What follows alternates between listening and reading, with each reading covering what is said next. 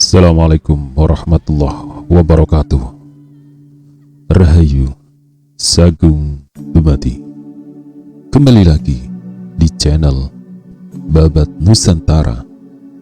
Pada kesempatan kali ini akan melanjutkan cerita Gajah Mada Hamukti Palapa bagian ke-34.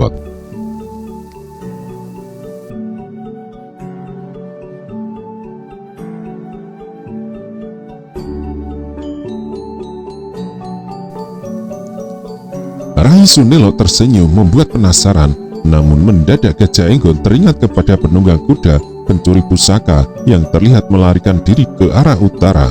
Maka Senopati Gajah Enggon merasa tak punya waktu untuk memuaskan rasa ingin tahunya. Soal menanya istrinya itu bisa dilakukan nanti. Maling payung itu ke utara, teriaknya. Gajah Enggon berlari disusul istrinya.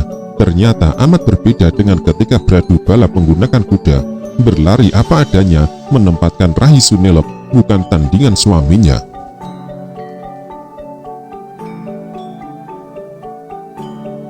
Gajah Enggon terpaksa harus menyesuaikan diri. Maling itu ke utara, kita harus mengejarnya. Namun yang menjawab adalah gerimis yang mulai turun. Gajah Enggon melihat langit tepat di atasnya bagai terbelah warnanya. Sebelah utara terlihat terang benderang, sebaliknya sebelah selatan gelap gulita.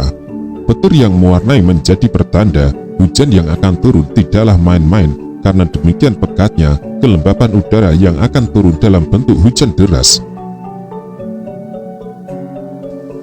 Ketika akhirnya Gajah Enggon dan Rai Sunelo telah sampai ke kuda masing-masing, tak mampu menunda lagi, keduanya melompat dan membalap balik arah.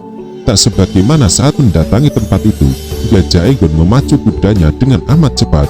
Dalam pengejaran yang dilakukan kali ini, Gajah Enggon dan Rai Sunelo berpacu lebih dan lebih cepat lagi.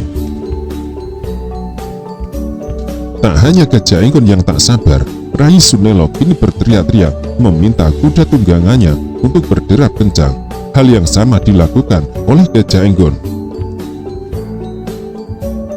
Ayo, cepat, cepat, dan lebih cepat lagi, teriak mantan pimpinan pasukan khusus itu.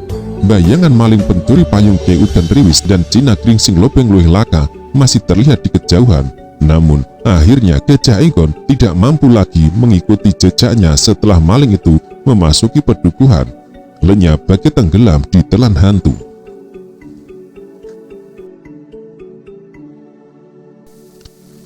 Gajah Enggon terus membalap beradu cepat dengan istrinya.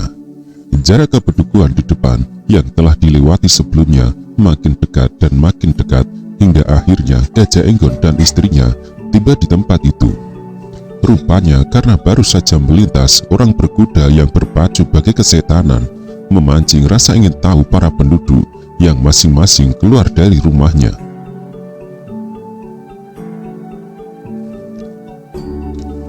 Di perempatan jalan, Gajah Enggon dibingungkan kemana harus mengambil arah, apakah lurus ataukah berbelok.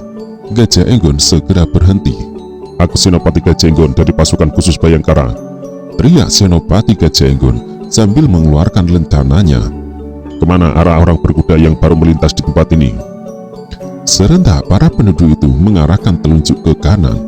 Tanpa mengucapkan apapun, Gajah Enggon membedal kudanya sangat kencang ke arah kanan. Melesat cepat bagi anak panah yang terlepas dari busur. Rai Sunelo ikut terbang membelah angin.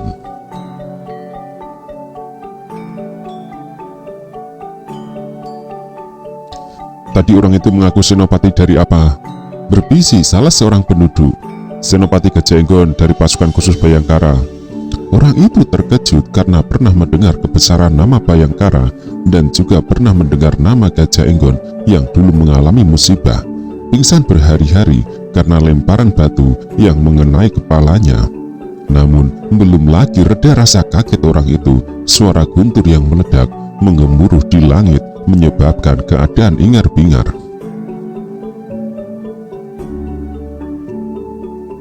Para penduduk menyambut ledakan itu dengan tepuk tangan dan sukacita, apalagi ketika mereka memperhatikan langit di selatan begitu hitam dengan mendung yang tebal. Akhirnya yang lama kita tunggu datang juga, teriak seseorang. Sesak napas itu berakhir. Tambah teriakan yang lain dengan amat senang.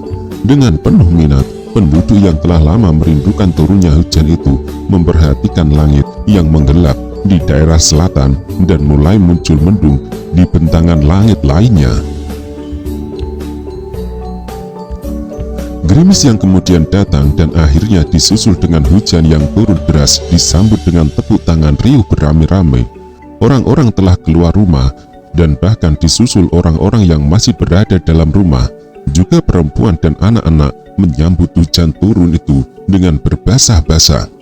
Basah kuyup pula Gajah Enggon di atas pelana kudanya, basah kuyup tetapi berhati gembira Rai Sunelo yang terus mengimbangi gerak langkah suaminya. Namun, derap kuda itu harus berhenti dan perjalanan tak mungkin dilanjutkan lagi. Bukan karena jalan yang makin jelek, tetapi jalan itu berakhir buntu. Apalagi ketika diperhatikan, tak ada jejak kuda menuju arah itu. Di depan, sawah yang luas tanpa tanaman menghadang. Apakah ada belokan yang tidak kita sadari? Tanya Gajah Enggon kepada istrinya. Rai Sunelok menggeleng. Ayo kita cari, maling payung itu berada di sekitar tempat ini. Gajah Enggon dan istrinya balik arah. Kali ini tak perlu memacu kudanya dengan kencang, karena dilakukan hal itu sambil mencari jejak yang mungkin masih bisa ditandai. Tikungan yang terlewat berhasil ditemukan dan pantas jika terlewatkan karena tersamar pagar lamtoro yang rapat. Dari arah belokan itu terlihat jejak kuda yang masih baru. Cemas bakal kehilangan buronan, Gajah Enggon kembali mempercepat gerak kudanya. Rai Sunelo terus mengikuti dengan kecepatan yang sama. Akan tetapi, istri Gajah Enggon yang cantik itu berkuda sambil mulai memutar otaknya, apalagi ketika ditemukan sebuah jembatan putus. Siapapun penunggang kuda itu, ia mengenali jalan-jalan kecil Pedukuhan ini. Ia seperti berada di kampung halaman sendiri, ucap Rai Sunelo dalam hati. Meski jembatan itu putus, masih ditemukan jejak di seberangnya.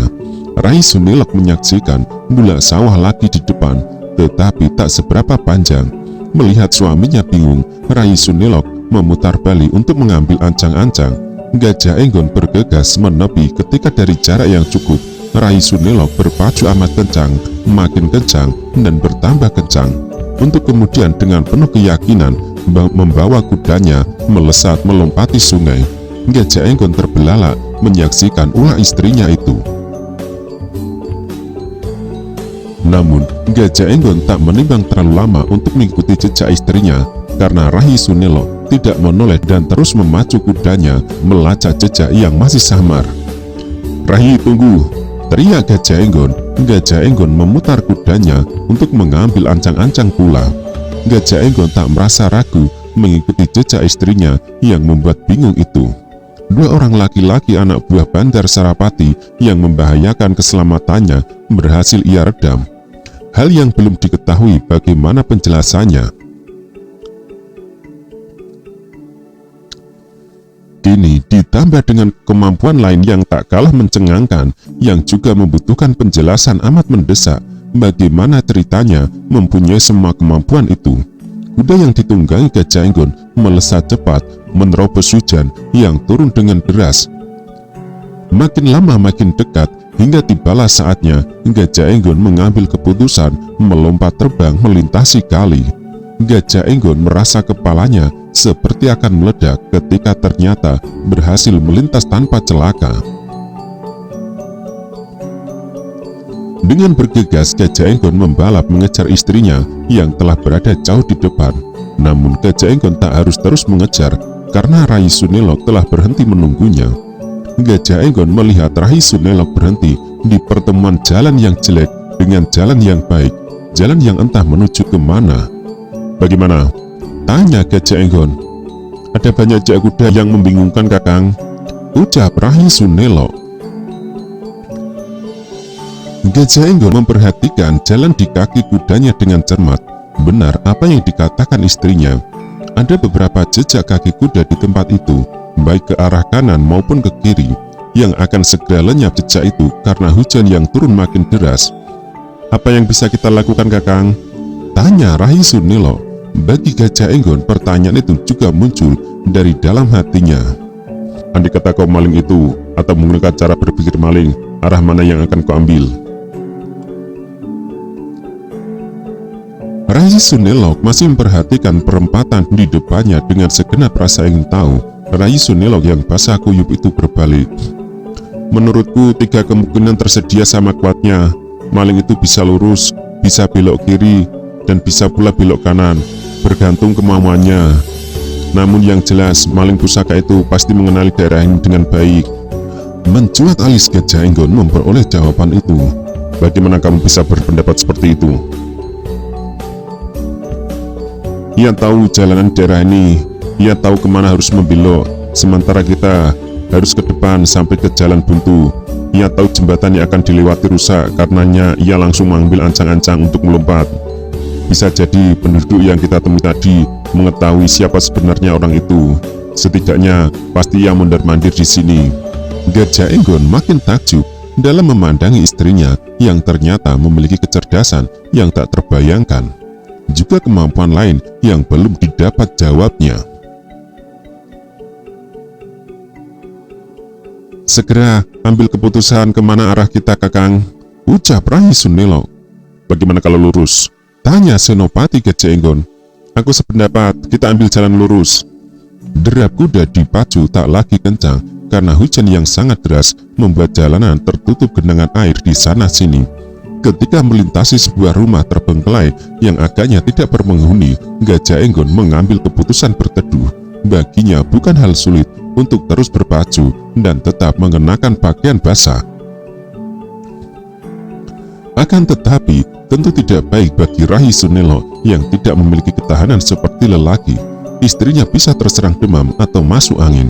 Sebagai seorang suami yang sedang menikmati indahnya mempunyai istri, Gajah Enggon tidak ingin istrinya jatuh sakit. Di kesempatan yang diperoleh itu, Senopati Gajah Enggon tidak menunggu untuk menumpahkan rasa penasarannya. Tadi itu, bagaimana kamu bisa melakukan? Tanya Gajah Enggon. Rai Sunilo sedang membasuh wajahnya. Melakukan apa? Yang mana? Gajah Enggon menatap tak berkedip. Aku mencemaskanmu. Aku mengira kamu pasti mengalami bencana. Bagaimana kau bisa mengalahkan 2 orang itu? Kau yang hanya seorang perempuan, tetapi kau mampu mengalahkan 2 orang laki-laki. Rai Sunilok tersenyum menggunakan secarik kain kacu. Ia membasuh wajah suaminya. Aku bisa berkelahi. Gajah Enggon terkejut, tetapi sudah menduga. Kamu bisa berkelahi? Siapa yang mengajarimu? Kakekku, jawab istrinya. Salah besar yang dilakukan penjahat-penjahat tadi yang meremehkan aku. Tendangan yang aku lakukan keras ke bagian paling lemah menyebabkan mereka lumpuh. Menekuk tubuh pun mereka tak akan mampu. Makin takjub Gajah Enggon memandang istrinya, menyadari Rai Sunilok ternyata memiliki banyak kelebihan yang tak dimiliki kaum perempuan, membuat hati Gajah Enggon meluap penuh rasa bangga. Bagian mana yang kau tendang? Tanya Gajah Enggon lagi. Rai Sunilo tersipu. Jawablah. Senopati Gajah Enggon mengejar. Ku tendang selangkangannya. Gajah Enggon tidak mampu menahan untuk tidak tertawa. Sebagai seorang istri, Rai Sunilo benar-benar istri yang bisa dibanggakan. Terbukti ketika suaminya sedang tak mampu melindunginya, ia mampu melindungi diri sendiri. Bahkan Rai Sunilo terbukti bukan perempuan sembarangan. Tak banyak perempuan yang berani berkuda, dan tak banyak orang berkuda yang sanggup melompati sungai yang sedemikian lebar. Bahkan Gajah Enggon sendiri semula merasa ragu apakah bisa melakukannya. Benarkah kau bisa berkelahi? Tanya Gajah Enggon. Rai Sunilo mengangguk. Aku harus membuktikan? Tanya Rai Sunilo. Gajah Enggon melangkah mundur ketika Rai Sunilo tiba-tiba menggerakkan 2 tangannya saling silang dalam kembangan silat yang diakhiri dengan mempersilahkan suaminya untuk menyerang. Gajah Enggon mengerutkan dahi. Gerakan kembangan silat yang dilakukan saling menyilang itu jelas membawa ciri-ciri tertentu yang rupanya ciri-ciri khusus yang dimiliki oleh perguruan atau padepokan yang tidak hanya mengajarkan olah batin, tetapi juga olah kanuragan. "Silakan Kakang menyerang, jangan ragu," kata istrinya. Gajah Enggon yang dibuat penasaran itu mencoba menggertak istrinya melalui sebuah serangan yang amat terukur agar jangan sampai mencederai. Namun yang dilakukan Rai Sunilok benar-benar mengagetkan. Rai Sunilok mampu menggerakkan tangan menangkap pergelangan tangan suaminya, dan dengan memanfaatkan kekuatan lawannya, Rai Sunilok membanting tubuh suaminya.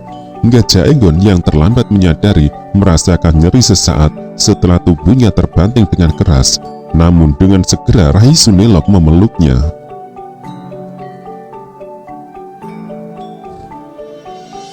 "Maaf Kakang, maafkan aku," ucap Rai Sunilok sambil bergegas menolong. Kini sadarlah Gajah Enggon masih banyak sisi lain istrinya yang belum diketahuinya. Gajah Enggon merasa senang mendapati istrinya mampu berkelahi. Dengan demikian, jika berada dalam bahaya, Rai Sunilok bisa menjaga diri. "Untuk melihat sejauh mana kemampuan berkelahi, aku akan menyerangmu dalam gerakan lambat. Aku ingin melihat bagaimana caramu mengatasi." "Boleh," jawab istrinya. Gajah Enggon membuka kembangan. Itulah cara kelahi yang ia pelajari selama menjadi bagian dari pasukan khusus Bayangkara. Dengan gerakan diperlambat agar jelas arahnya, Gajah Enggon memiringkan tubuh sambil mengayunkan kaki dan tangannya dalam gerakan menyapu mendatar yang bisa membahayakan lawannya. Akan tetapi dengan cepat Rai Sunilok menggeliat, merendahkan tubuh dan melanjutkan gerakan itu melalui geliat tak terduga. Karena dari balik apa yang ia lakukan, cucu Kyai Mahisa pengawal itu menyembunyikan serangan yang mematuk selangkangan.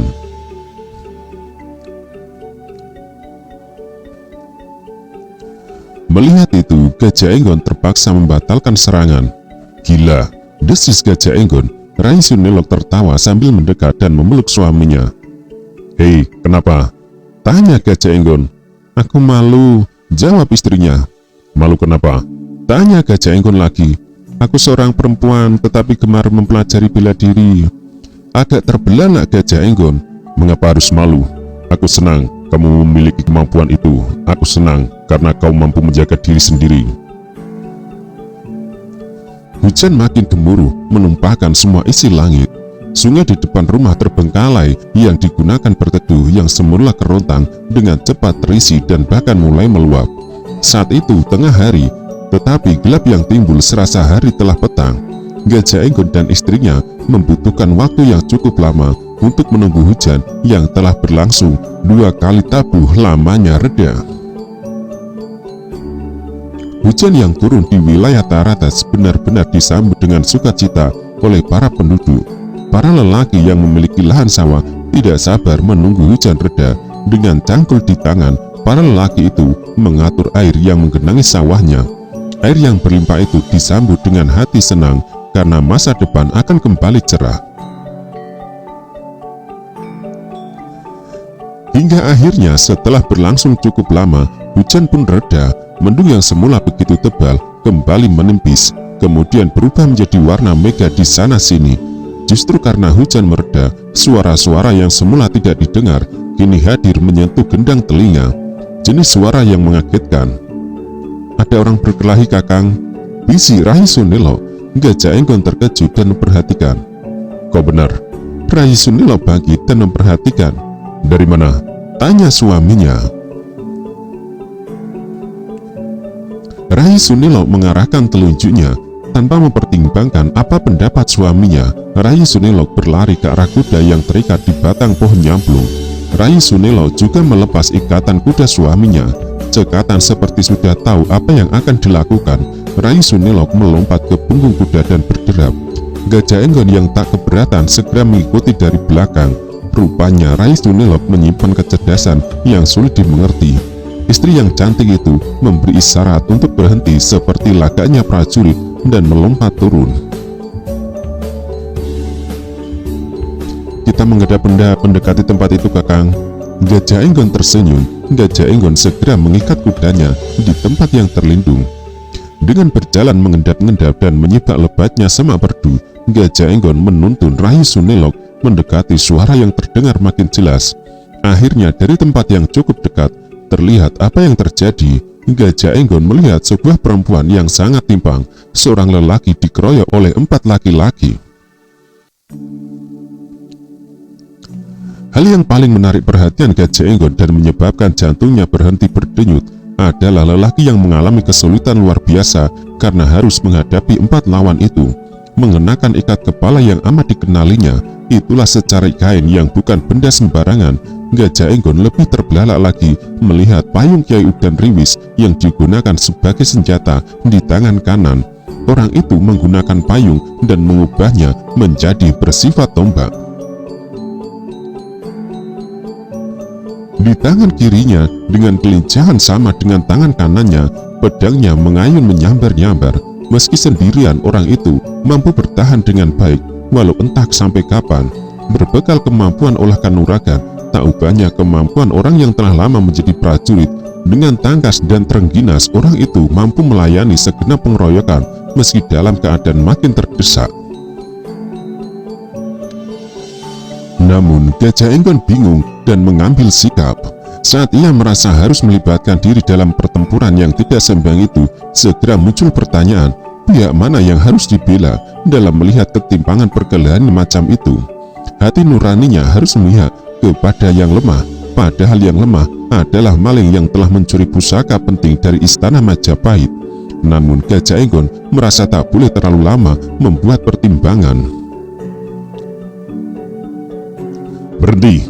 Teriak Gajah Enggon mengagetkan mereka yang sedang bertarung. 5 orang yang bertarung, seorang berkelahi dikeroyok oleh 4 orang yang lain, segera berloncatan mengambil jarak, tetapi tetap dalam kesiagaan tertinggi. Orang yang menggunakan payung sebagai senjata itu benar-benar merasa lolos dari lubang jarum.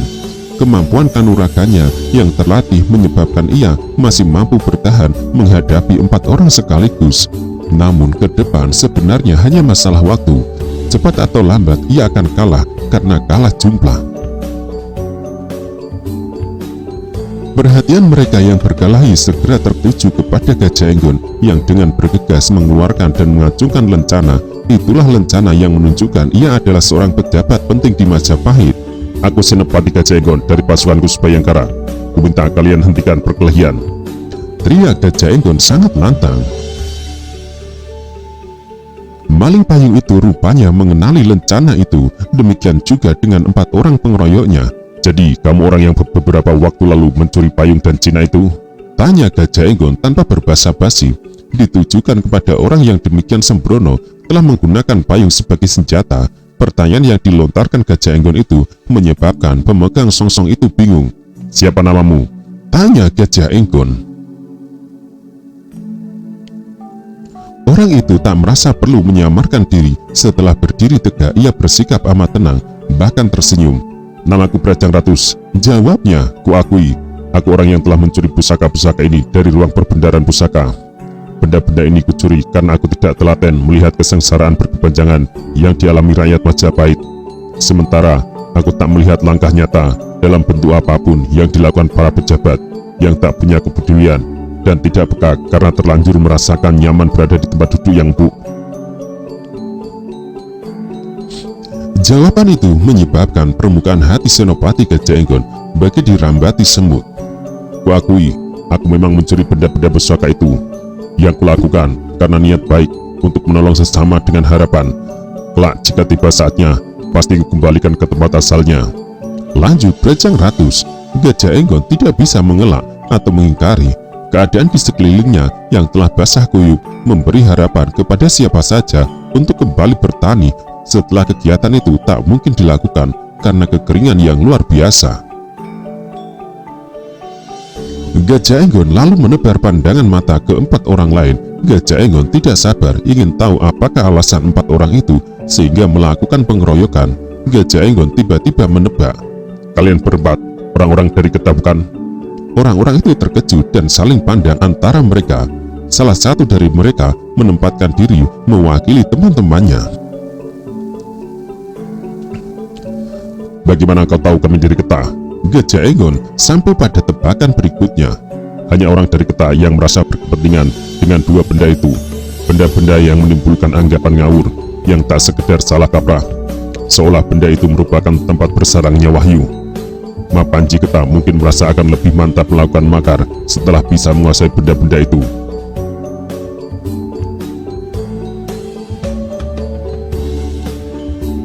Apa yang disampaikan Gajah Enggon menyebabkan 4 orang itu terkejut.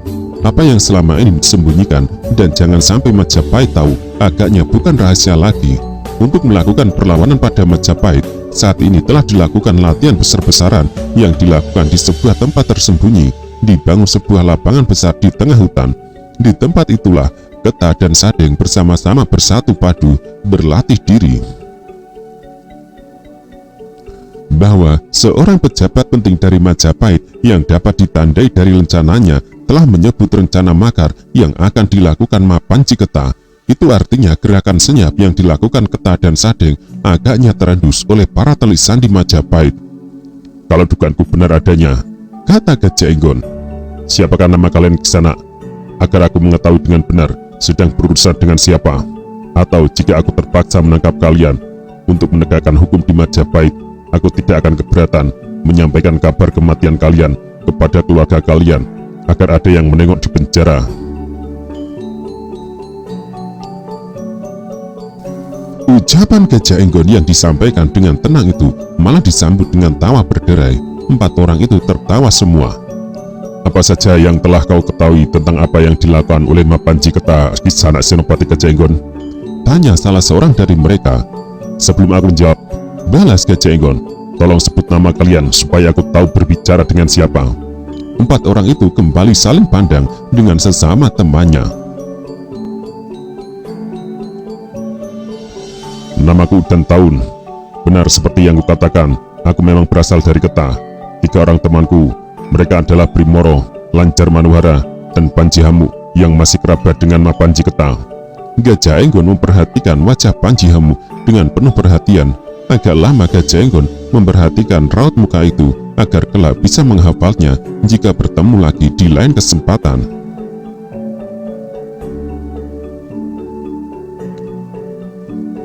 Jujur pula aku katakan, Keta sedang membutuhkan 2 benda itu. 2 benda yang telah lebih dulu dicuri orang.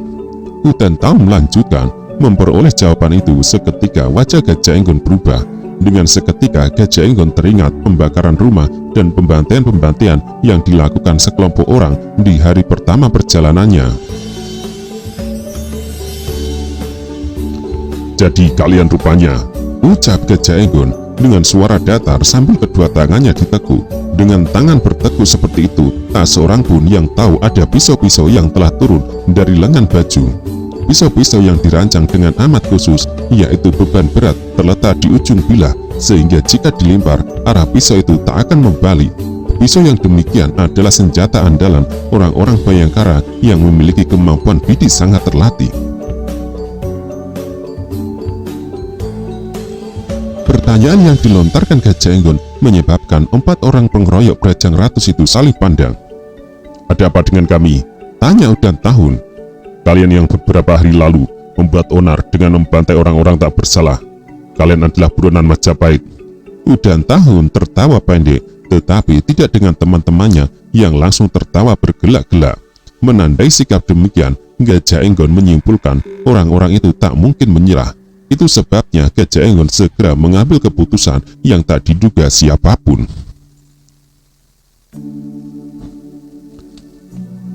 Dari jarak yang amat cukup, Gajah Enggon memutar tubuh dan mengayunkan senjata yang telah disiapkan secara beruntun susul-menyusul dalam waktu tak lebih dari sekejap. Pisau pertama melesat menuju 2 mulut yang sedang terbuka karena tertawa, dan pemilik mulut itu adalah Panji Hamu dan Brimoro. Malang nasib Panji Hamu saat tiba-tiba merasa mulutnya diterobos sebuah pisau yang langsung menancap ke mulutnya, menerobos tenggorokan dan menancap di bawah tempurung. Terjengkang laki-laki anak buah Kiai Wirota Wirogati itu dengan berkelinjotan. Brimoro lebih beruntung karena ia mampu menghindar meski tidak sepenuhnya. Pisau yang melesat ke dadanya itu hanya menimbulkan luka kecil menggores lengannya. Brimoro yang jatuh rupanya tak sekedar ambruk, tangannya telah menggenggam batu.